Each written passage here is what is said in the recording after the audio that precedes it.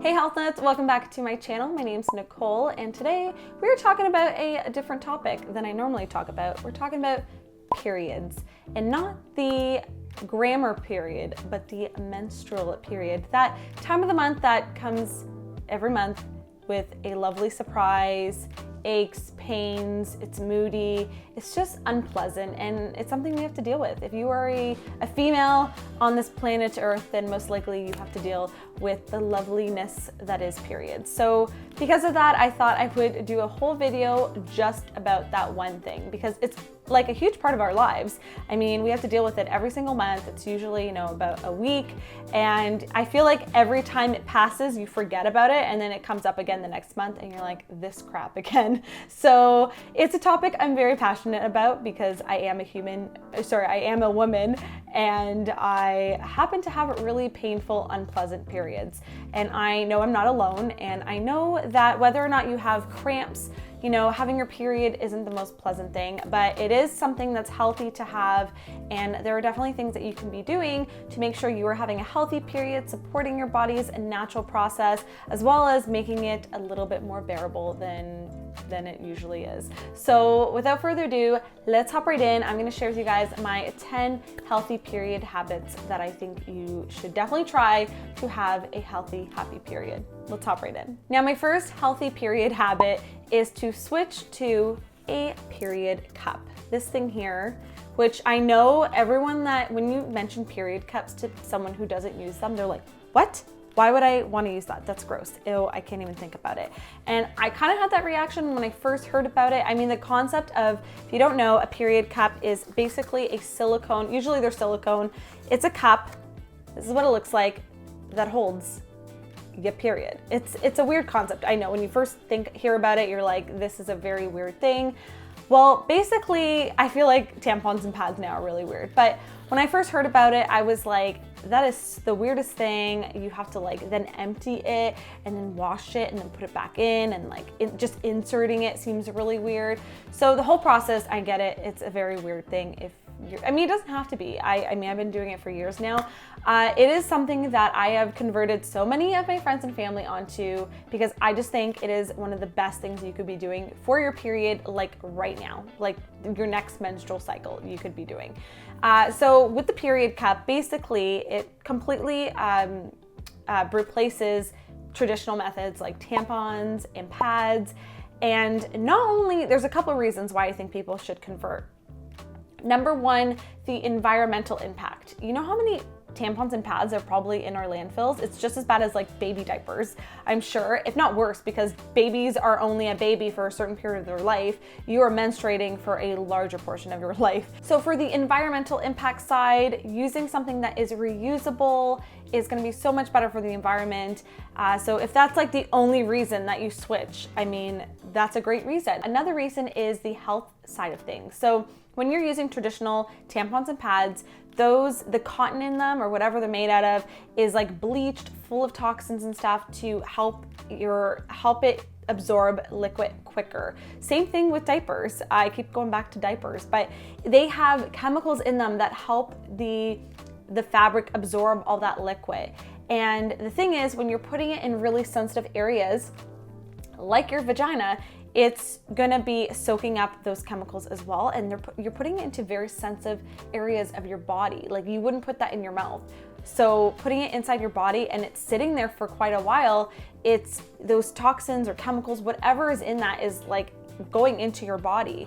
And then talk about tampons, you're leaving them in your body for quite a while.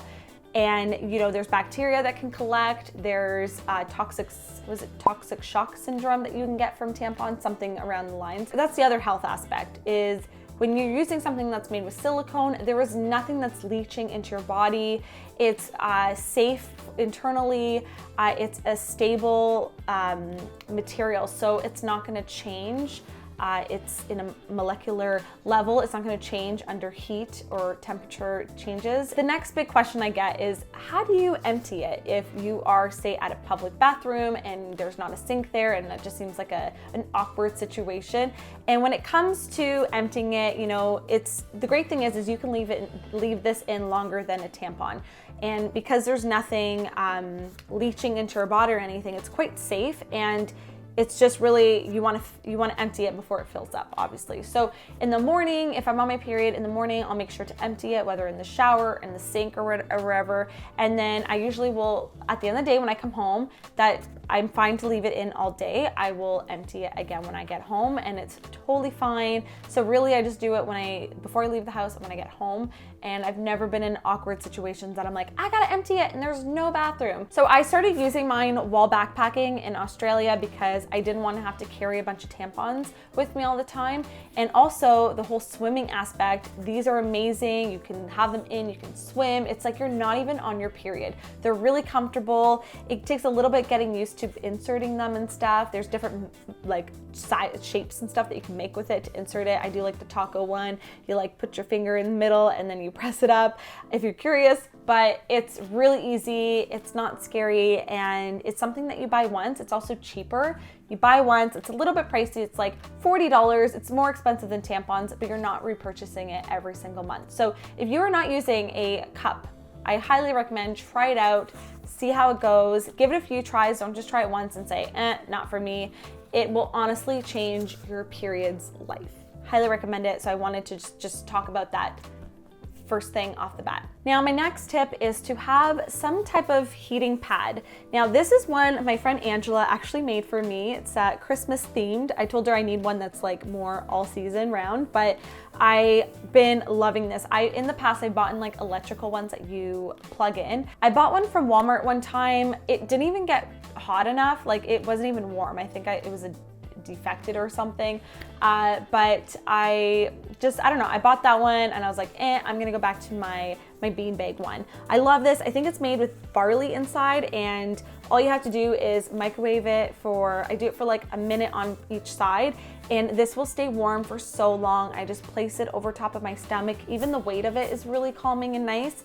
And the heat on my lower stomach helps so much with period cramps. I get really bad cramps, guys, to the point that I have to stop what I'm doing and just curl up in a ball on my bed. So whatever I can do to prevent that from happening, to getting to that emergency stage, I will do. I will link a similar one down below if you don't have Angela to make you one, but it really helps so much. This is like my lifesaver. When I get my period, I'm like instantly searching around my place for this beanbag.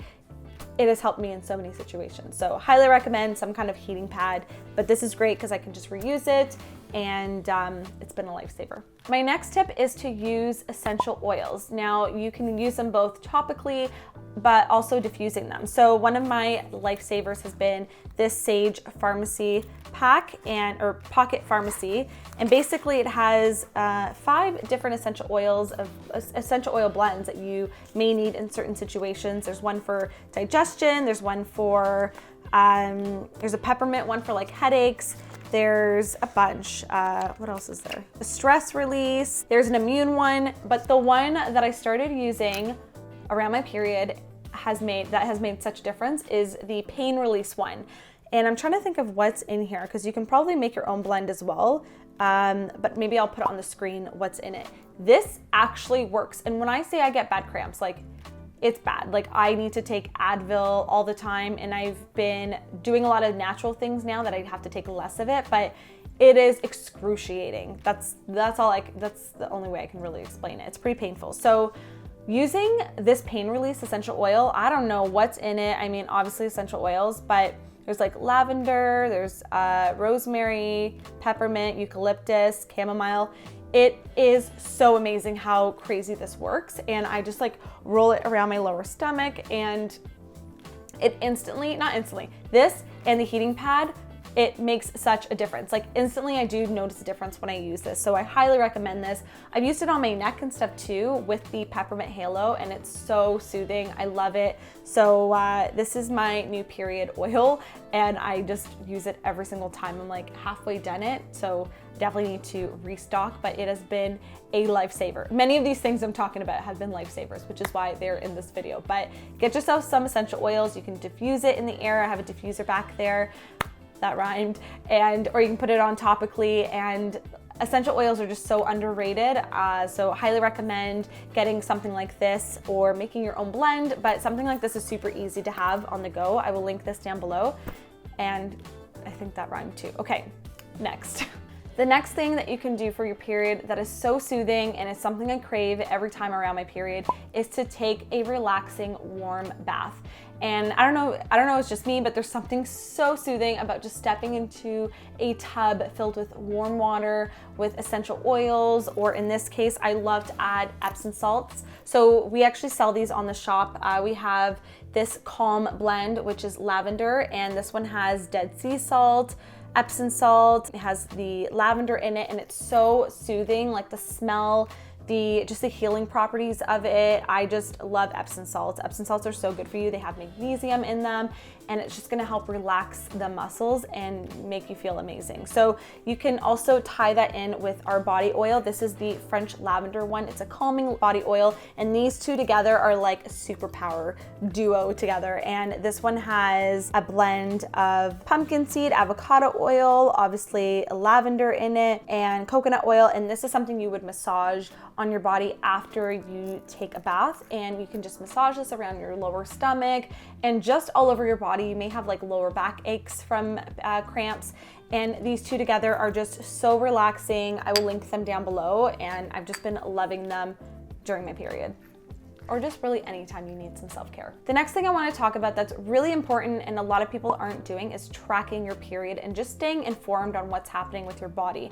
So if you are on something like a birth control pill, it's a little bit easier for you to track. I actually stopped taking birth control probably about 6 years ago. I was on it since I was like 15, and for me, I kind of wish I went off of it sooner, and I'm not saying for you to go off, but it wasn't right for me. I felt just so much better being off of it. I don't like kind of putting fake hormones into my body. I know a lot of doctors recommend it, but I don't think it's always the best option, and there's so many different kinds, and a lot of them cause they have a lot of weird side effects. So, do what's right for you and your body though. I don't think teen pregnancies are the best thing. So I think it's better to wait when you're ready. So definitely having a form of good birth control is important. And this is not what this video is about, but that's a whole other topic. But I stopped taking birth control a while ago, so it was really important for me to make sure I was tracking my period. Now there's a bunch of different apps. I recently found one that I really like. It is called Cycles, and it's just a very visually pleasing app. I just like something that's easy for me to see and understand. And it basically, you just track when you are starting your period, when you're done your period. And it's a great thing because you can easily refer to it and go, okay, I'm gonna start my period on this day. This might be when I'm gonna have some PMS symptoms. If you're trying to get pregnant, you can see when you're most fertile. And this is just like a nice little guide to go on. You can have a whole, you can see it in the calendar as well as in just an overview cycle, circle thing image that they have.